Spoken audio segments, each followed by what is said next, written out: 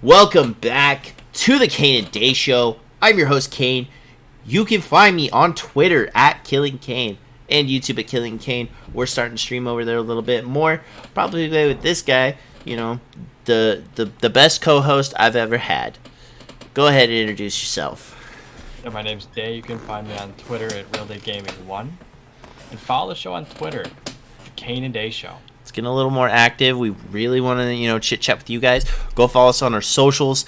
And if you're watching the video, go ahead and subscribe to the channel. It is free to do. And guess what? You click that little bell notification there. You can know when we post our videos so you can come watch, give your feedback, all of that good stuff. All right, what are we talking about today, Mr. Day? Our emergency episode is for Carlos Correa not having his contract completed with the Giants, and he signed. No. He came to terms with the New York Mets. So, it also pending a physical. So, where should we start with this whole scenario? Should we start back last week when he agreed with the Giants? Yeah, he agreed 6 days ago to a 13-year, $350 million contract, which would have tied Bryce Harper for the longest contract ever. Mm-hmm. And they came to a letter of agreement, which means essentially they signed him, but it wasn't official. Nothing was pen to paper. It was like a letter of intent for college students. Right. Picking a college. That's what it was like. Right. So we came into this Giants offseason really, from a logical standpoint, they're not that many pieces away, and they really needed to make a big splash. Yes, they already got Mitch Haniger, but that's not enough when you're looking big picture for this team. They first tried to get Aaron Judge. Probably was never going to happen. They were going to pay him a lot of money for a very, very long time. Decided to go to New York. Came to an agreement with Carlos Correa. And Huge. It's huge. And the reason I say it's huge is, and we'll get into this a little bit more, he's a difference maker. He hasn't missed much time at the major league level. And here's the thing. How many World Series has he played in? 2. And 17 and 19, right? And how many times has he been in a position to be a difference maker in a game? All the time. That's why he was the number 1 pick. And he always, like, when you need something and Carlos Correa is up to bat, something's going to happen and it's going to be good. He's one of those players that literally can change the tide of the game any second. And why don't you go into why there was a change of heart? So he went through the physical.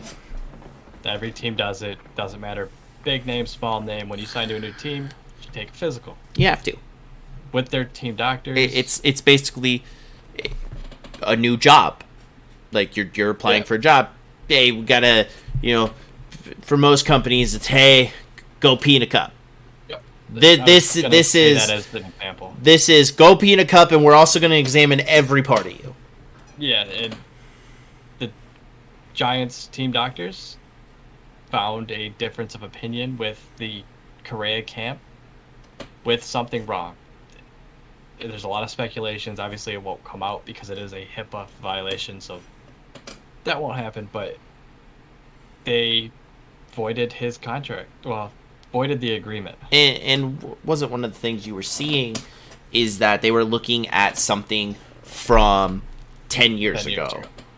And wild. And this is where I'm really going in on this Giants team is how fucking scared can you be for this? Because here's one thing. World Series champion, multiple big time playoff opportunities. He's an elite level defender with an average to an above average stick. And the best arm.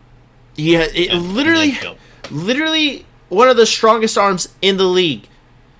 And guess what? This was your ticket to going back to the last, let's say, 12 years to 2010. They've won 3 World Series, right, in a decade? Well, yeah. Well, with all-time teams. 14. Yeah, it was every other year. 14. It was every other year. The season prior in 2021, you won 112, correct? It was 105. 105? My bad. 106. They were the most winning team in that division. And last year was not a good year for them.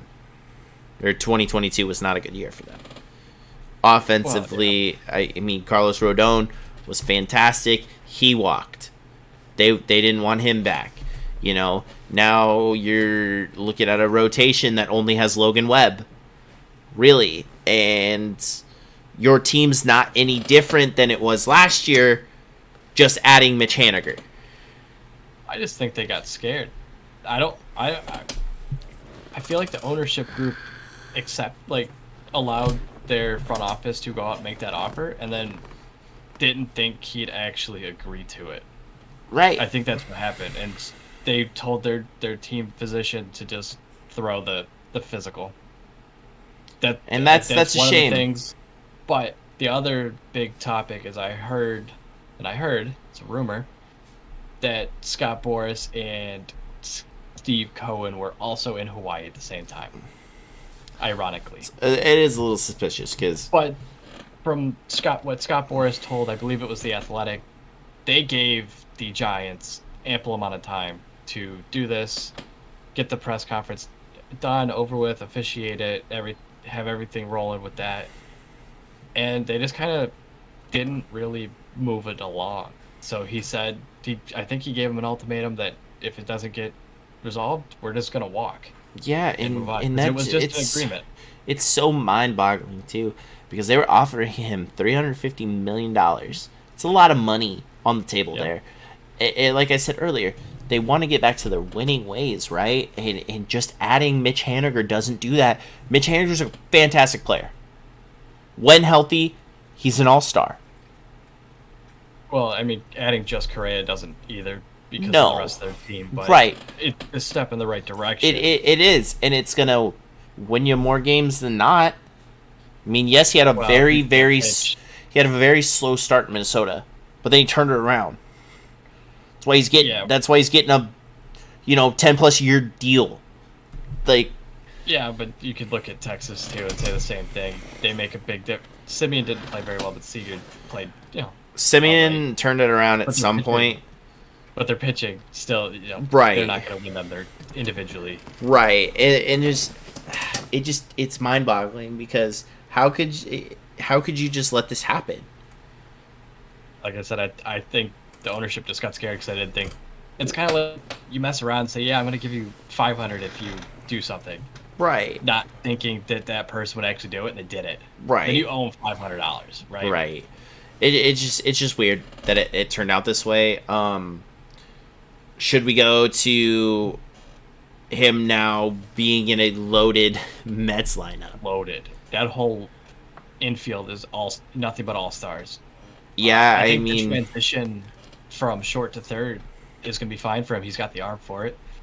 I also I thought about it, and it seems like A-Rod. It's funny because it's in the same city, different borough, but because A-Rod started with Mariners. He sure did. Went to the Rangers for a small period of time. Yep. And then went to New York and moved from short to third.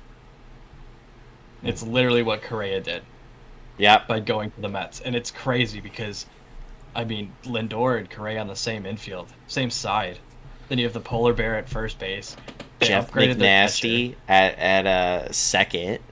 Yeah, they brought Brandon Nimmo back. This team is 1 through 7 solid. I mean, you're gonna have, and Omar's a great catcher. You're gonna have Mark, Canha out there. Is Marte still on the team? I'm pretty I sure he believe, but I is. think Eddie Escobar is not, which would make sense because Correa is going to third anyway. Right. But then this means the one thing this means for the Mets, though, is it shows that long term Brett Beatty is not going to be on this team. But he becomes a good trade piece. Say you need, I don't know, you want someone like Liam Hendricks. I saw his name thrown around. Right. Say you do a sign and trade with the White Sox. Mm. Brett Beatty is the perfect trade piece because he can be. He's going to get you something. He's got the potential to be really good. Yeah, and he's going to get not you. Carlos Correa. He's going to get you something big in return to actually be helpful in that push. And you don't have to sign somebody. You can just go out and make maybe a deadline deal. Right, and like we said, that this team is stacked. I mean, or look, even make him play second base. Like you said, 1 through 7. I mean, you're not going to do that because Jeff McNeil is second base, and Jeff McNeil is fantastic. Jeff back out to the outfield. True, but there's a lot of things you could do. This team is tricky. This team is tricky now because not only have they added Justin Verlander, right? They went out and signed, I think, Kadai Senga. Yep.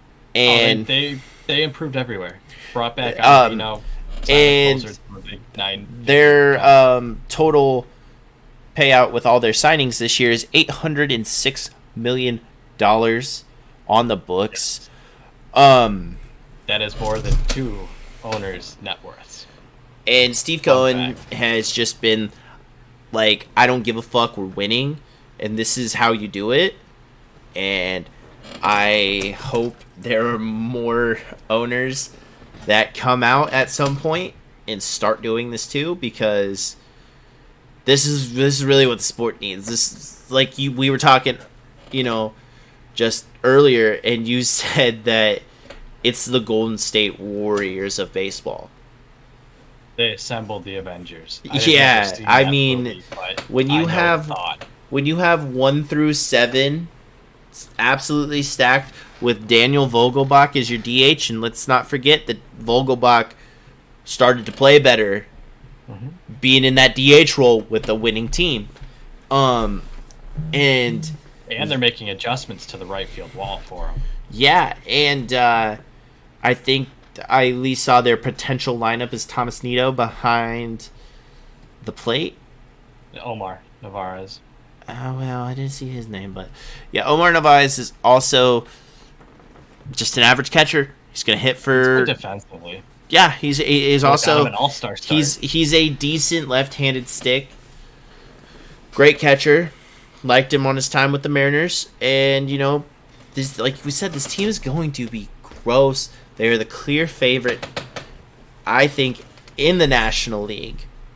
They are not. Hey, From Caesars Sportsbook, it goes Astros at plus 400, the Dodgers are plus 600, and then you got the Mets at plus 750. They are third. I just still 2 ahead. I just think with the additions that they did this year, it's gonna be a interesting season, especially once October comes for New York. Because I mean, imagine a World Series with the Subway Series.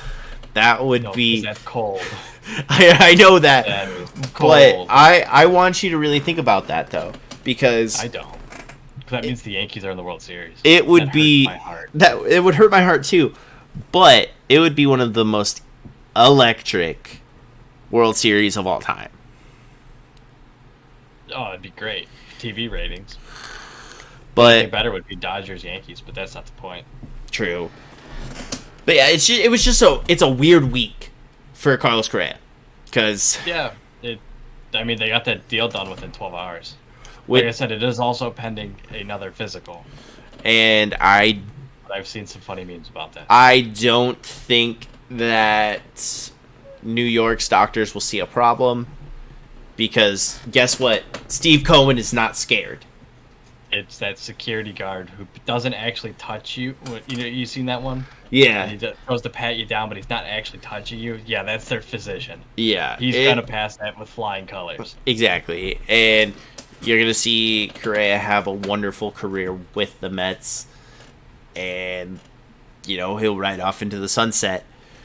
Um, do Just about the you, stat. yeah. I think that's it. I think we got it covered. Um, super weird. Didn't really expect to wake up to that in the morning. I was rattled when I woke up this morning. I've been thinking about it all day, and I still can't believe it. But anyway, guys, I think that's gonna do it for us today.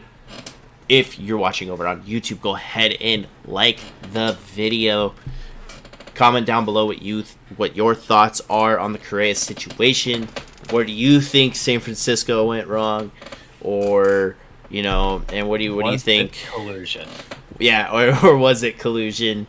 Also, subscribe to us. Hit that that bell notification so you know when our videos go live. It's free. It helps us out a lot. If you're listening, my bad, words are hard. If you're listening over on Spotify, go ahead and leave us a review. Also, hit us up on Twitter. Where can we find you at again, Day? Real Day Gaming 1 on Twitter, and then the show's Twitter is the Kane and Day Show. And you can find me at Twitter at Killing Kane and YouTube at Killing Kane. Anyway, guys, that's it for the day. I'm Kane and this is Day, and we'll talk to you guys next time.